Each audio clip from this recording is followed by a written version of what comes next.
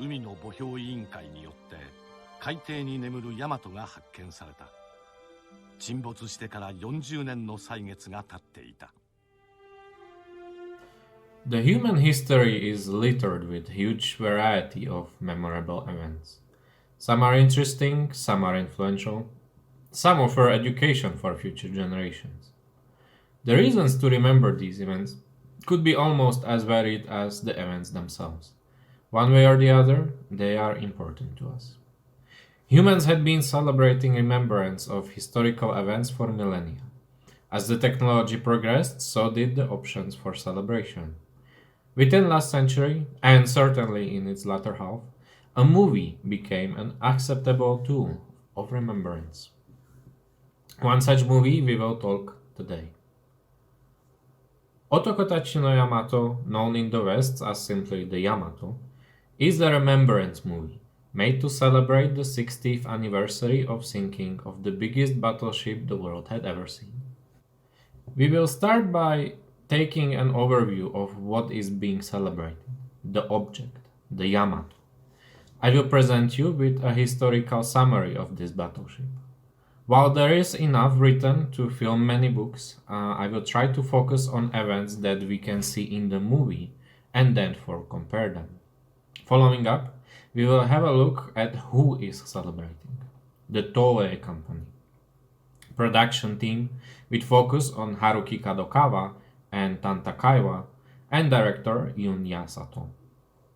We will look at their career and past production leading and following the Otoko-tachi no Yamato. And with context set, we will finally have a look at how the events are celebrated, the content of the movie itself and execution of said content. We will discuss the place of movie in its own historical context, and finally, we will have a look at the response of the viewers. Yamato!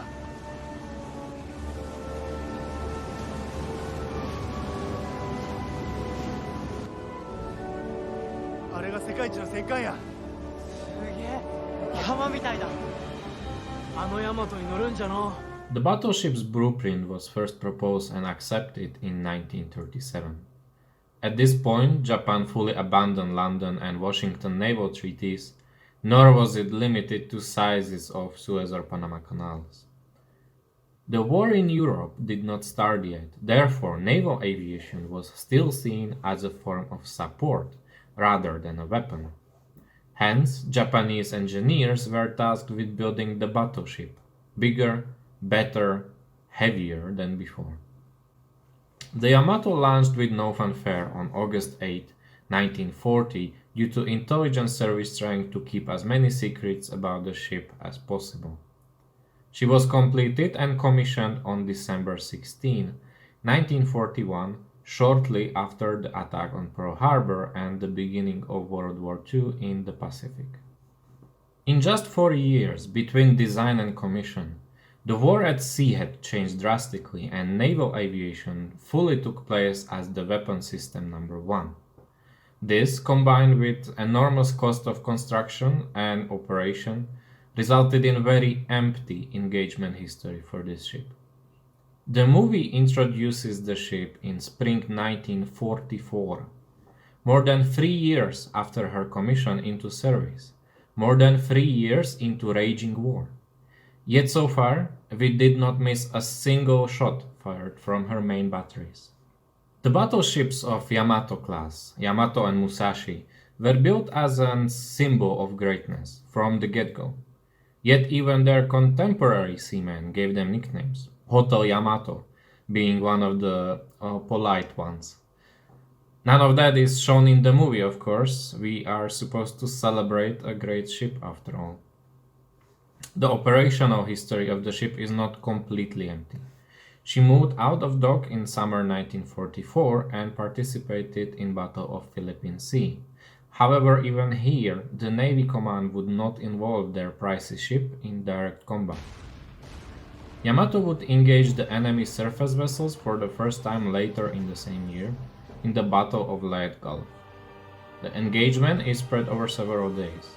While en route to Leyte, the force was attacked in Palawan Passage on 23rd October by submarines USS Darter and Days, which sank two Takao-class heavy cruisers, including Admiral Kurita's flagship, Atago.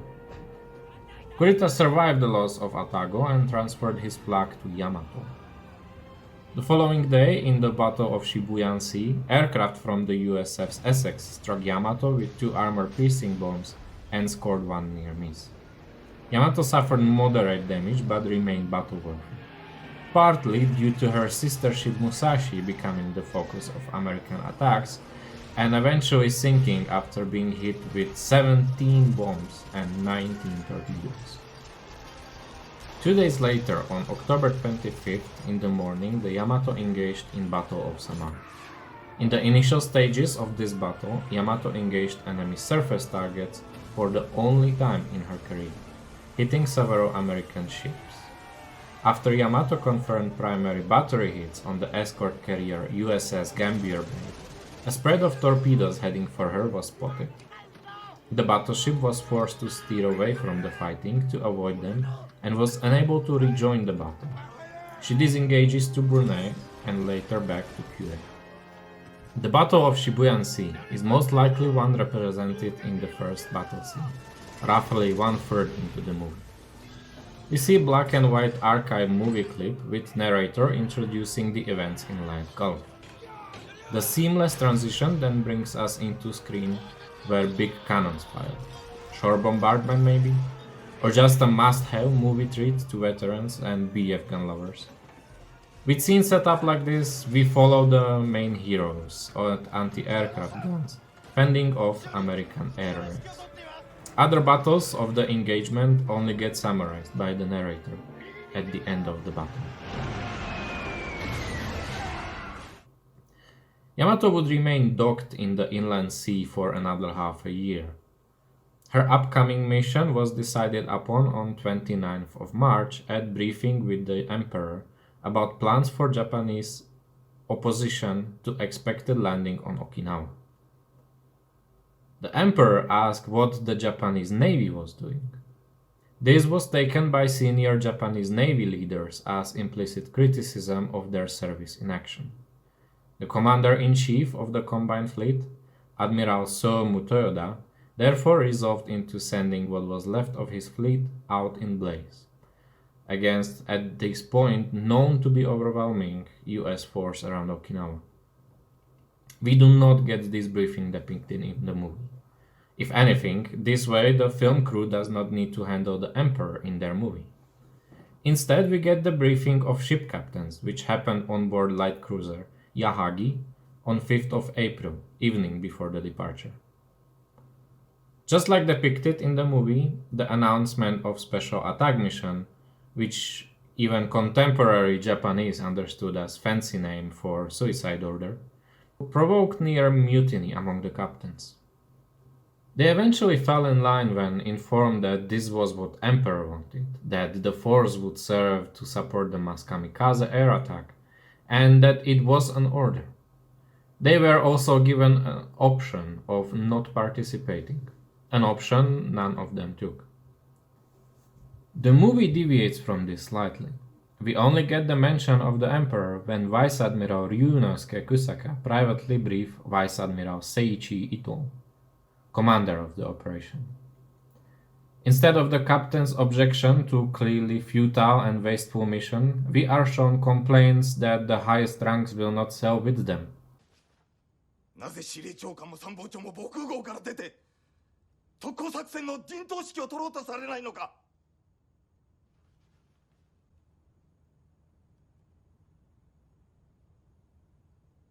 大和は一億総特攻、一億玉砕の先駆けになるということだ。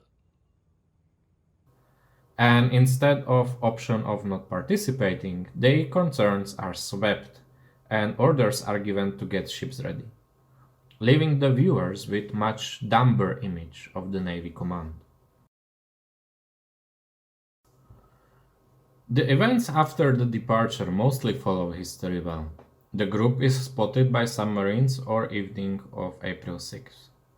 Submarines are ordered not to attack, just relay the situation.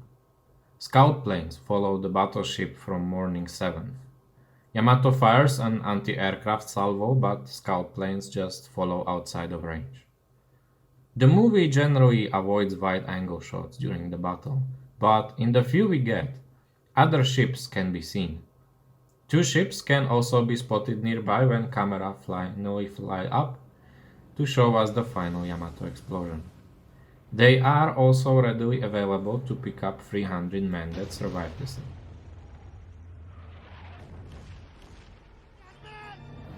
The real battle commenced by 177 aircraft at 12:37, with strafing and rockets from fighters which quickly began decimating Japanese anti-aircraft gunners.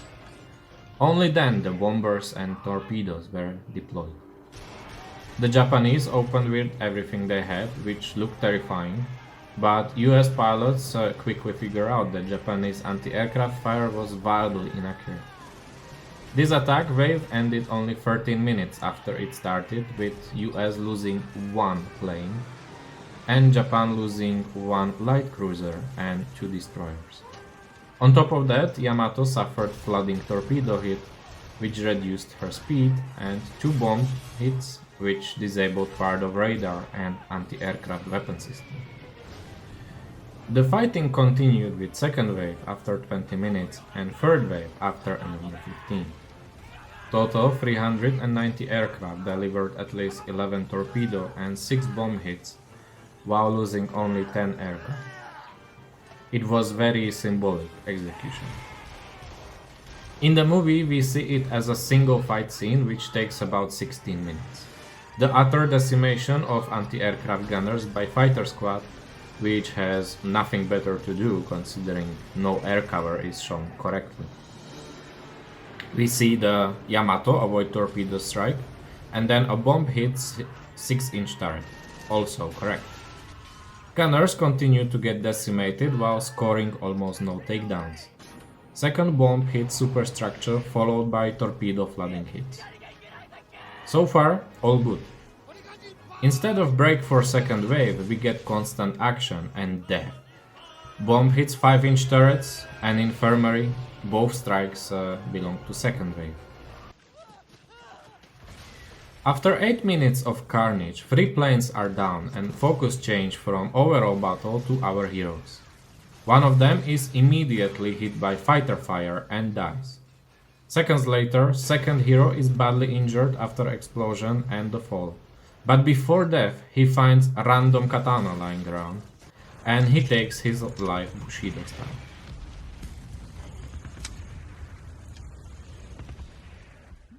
A definite eye candy for wannabe samurai viewers. What follows is all the important symbolism you can think of. Captain gives order to abandon ship but goes down with it. Communications is not working. Crew inside the structure gets flooded before they can escape. Main protagonist gets shot but survive long enough to make sure younger soldier escape. The younger soldier wants to fight to the end but is overwhelmed by older comrades and literally thrown out of the boat.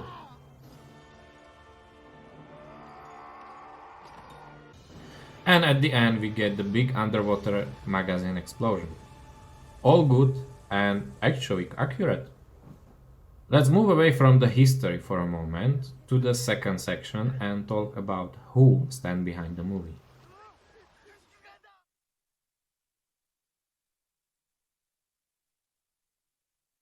TOEI, a big international name of Japanese media industry, started its story in 1950s, shortly after the lifting of censorship.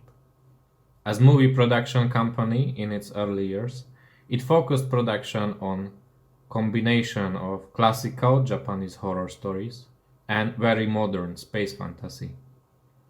While today you can find the 1951 Yusei Oji, The Prince of Space, in top 100 worst IMDb movie chart, back in the day similar movies sold well and the company invested early success into branching out. Today Toei in the West is firmly connected with anime production by its child company Toei Animation. Domestically, however, the scope is much broader, and we can find the trademark in every corner of media industry, including live-action movie production of any genre, TV series production, cinema chain, and so on. It comes as no surprise a giant like this would not skip an opportunity as iconic as seeking of iconic worship. And just like the Yamato, Toei brought the big guns. Quite literally, since producer Haruki Kadokawa and Tanta Kaiwa decided to spend sizable portion of their $20 million budget on building a life-size replica of deck and guns, as well as complete detailed miniature of entire ship. Haruki Kadokawa is a producer which brought Kadokawa Shoten to light when he inherited the company from his father in 1975. Kadokawa worked on many of the titles as a planner or producer. He is credited with over 70, of which a few also in the actor or director role. In his early career, he focused heavily on detective and gangster movies, with occasional samurai fiction such as Sengoku Jietai, a movie where a squadron of modern Japanese self-defense force travels to Sengoku period. Kadokawa would eventually branch out, producing a few animation movies and in later years historical dramas. Overall, well-rounded, well-experienced producer who had never produced a World War II movie before or after this one. Kadokawa was producing this movie jointly with Tanta Kaiwa, another high-ranking businessman and producer with decades of experience. Takaiwa started his career in 70s with space and history fiction with a bit of romantic twist. And in 80s he added popular gangster movies to his repertoire. Pursuing his career, Takaiwa joined Toei Animation and spent most of his 90s on popular anime production, such as Dragon Ball or One Piece. After concluding production of Yamato movie, he joined the board of directors at Toei Corporation. Overall, well-rounded, well-experienced producer who had never produced World War II movie before or after this one. Yunya Sato is a hidden gem of Japanese cinema, certainly among 80s and 90s. Sato joined Toei after graduation in 1956 and assisted directors Miyoji Ieo or Masao Imai. Sato began his solo career in 60s with Rikugun Zangyaku Monogatari, the story of army brutality. The story takes place in army barracks and is like middle section of human condition done with less budget and less experience. As promising as this may sound, Sato spent next 20 or so years directing gangster movies. Only in the 80s he moved away from bombs in Shinkansen and directed his first international award-winning big picture, Mikan no Taikyoku, The Go Masters, which he made in cooperation with Chinese studios. Following this success, Sato directed and screenwrote historical dramas such as Kukai, where he met with Takaiwa, The Dream of Russia, The Sakura Daimon Incident, and yet another award-winning score, The Silk Road. Overall, well-rounded, well-experienced, award-winning action movie director who directed one World War II movie 40 years ago. I hope by now you notice a certain pattern among the leading characters behind the movie. Let us move to final part of this review and have a look at how this context affected the final product.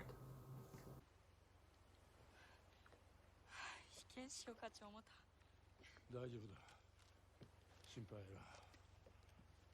あんたが Can you make World War II movie without making a political movie? Can you make a movie about the symbol of something and make no commentary about that something? Can you celebrate an important historical moment Can you do the moment justice by picking the quote-unquote pretty parts? The producer of this movie certainly tried. The movie switches between two main storylines, the present and historical. In the present, a young woman called Makiko walks into harbor on April 6th. She would like to rent a boat with a captain and spend the next day at the open sea, exactly at the place where Yamato had sunk. She is wisely turned off by harbor staff arguing for bad weather. However, she overhears and looks up an old sailor, Captain Kamio, who happens to be Yamato's survivor, who served and befriended father of this a lot younger looking woman. Needless to say, they completely ignore the weather warning and head out to open sea in a small boat driven by captain old enough to fight in war, assisted by teenage boy and a civilian. What could possibly go wrong? But since the journey takes few hours, we have time for historical storytelling. The main protagonist in the historical timeline is already mentioned captain in his teen age. Young and ignorant, totally ready to leave his mother and childhood friend on shore and board the mighty, the glorious, the Yamato. Shortly after he boards the ship, he becomes friends with other main protagonist, the anti-aircraft officer Uchida, the father of Makiko. When going over the reviews by casual Western viewers on various internet forums, the modern timeline often gets criticized for being boring, unnecessary, uninteresting, and so on. After all, it is much more popular storytelling method in Japan than in the West. Good comparison here are anniversary movies like Dunkirk or latest Battle of Midway. While I personally also disagree with how much screen time it gets, the line itself serves very important purpose. It excuses the romanticization of historical timeline.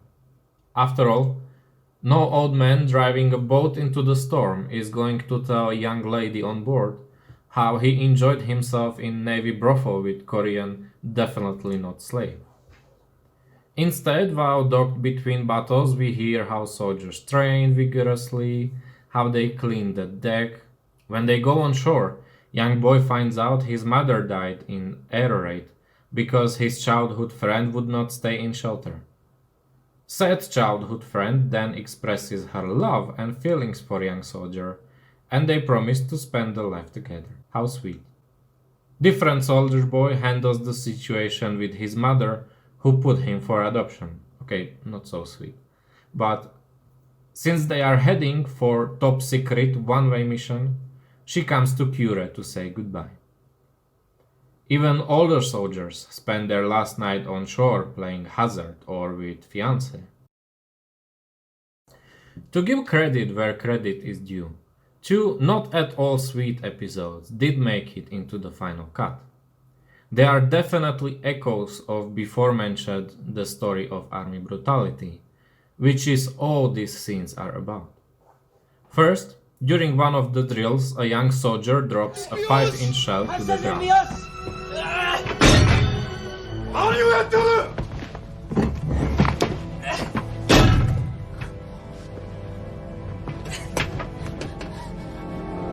Luckily, the shell does not explode. A lot of comrades stay alive. However, instead of seeing any official punishment by commanding officer, we see his teammates bring the young soldier out during the night and beat him with paddle until it breaks. Just a moment later, a screen comes up where low-ranking officer lines up soldiers because somebody forgot to close the porthole window. A mistake significantly less serious than dropping the shell. A young soldier steps forward to take the punishment and is brutally beaten with wooden pole until he cannot stand anymore. Since at this point the officer's hands tire, he orders one of the main protagonists to take over and continue beating his teammate who cannot stand anymore. Naturally, being super moral main protagonist, he refuses and gets beaten himself, to a point where officer almost break his leg. Finally, he snaps, attacks the officer, and remain rest of the night in hiding. Even though I said the head of production did not make a World War II movie before or after, Japan as such did. And you can tell these gentlemen were watching and taking notes of tropes, typical or at least frequent for Japanese war movies, as we can see them clearly in this one. For example, the Emperor is completely left out. The scene where I found it the most notable comes 2/3 in, evening before departure. Inside the superstructure, a group of soldiers gets into argument. Not everyone is happy and totally on board with mission that doesn't even pretend to have a happy ending. It's an ideology debate with no officers, but among common soldiers. The word tenno, Japanese for emperor, can be heard once. The soldiers argue not whether they should die for the country, not the emperor. Just some of them would prefer death that is a bit less pointless. Anyway, the fight breaks out and is interrupted by head chef. Does he mention the emperor? Of course not. Instead, he convinces the soldiers that they should go and die, because if they do, Japan will be defeated, and that will bring understanding to the nation, saving it from bad spiritualism. I mean, if that is why soldiers went to war, they might as well just surrender and go home. In the movie, however, it comes as very successful and persuasive argument. Let's spend a thought now on the antagonists. Who is the villain of this story? Americans, right? They are quite literally fighting the war on the opposite side. But then what Americans? Who? Where? In line with so many other Japanese war movies, in the movie where Americans sink the biggest battleship ever built, there is not a single American on screen. Not for a moment, not a single human. It is but faceless machines that brings carnage to decks of Yamato. No emotions, no drama, just killing machines on the mission. Not even cockpit shot of the plane, which by the way were incorrect model but at least still American. Instead, called rather plainly by the main antagonist, the real enemy is the government system and army brutality. As for the antagonists of modern day timeline, it is debatable if it has one. I am about to argue it does. At the very end of the movie, after we see Makiko's father go down with the ship, after we see how young Kamio survived and found his childhood friend in hospital, we return to modern day, where Makiko reveals why they are on the spot.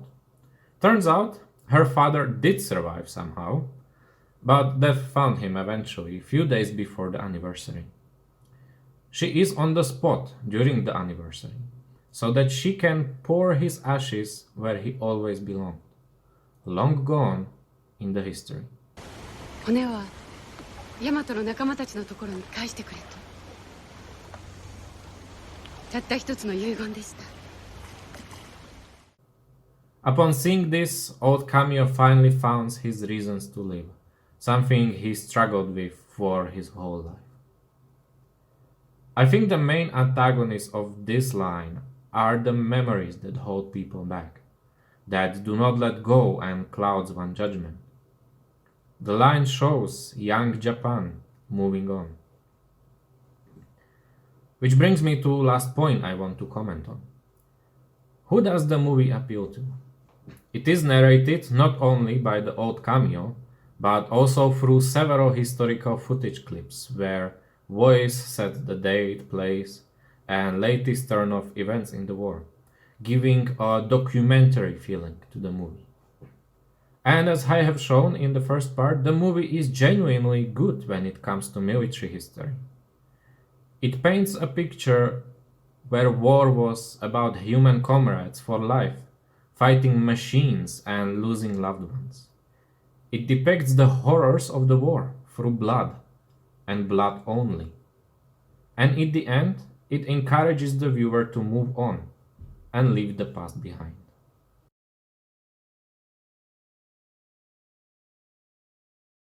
With that said, I conclude this movie is made for conservative viewers, action lovers, and military history buffs. The movie was a success domestically, earning over double the production budget. The studio left life-size set of Yamato intact and opened it for the public. Over the year, more than 1 million visitors stopped by. After that, several artifacts, including weapon replicas, were donated to Kure Museum, where they can be found to this day.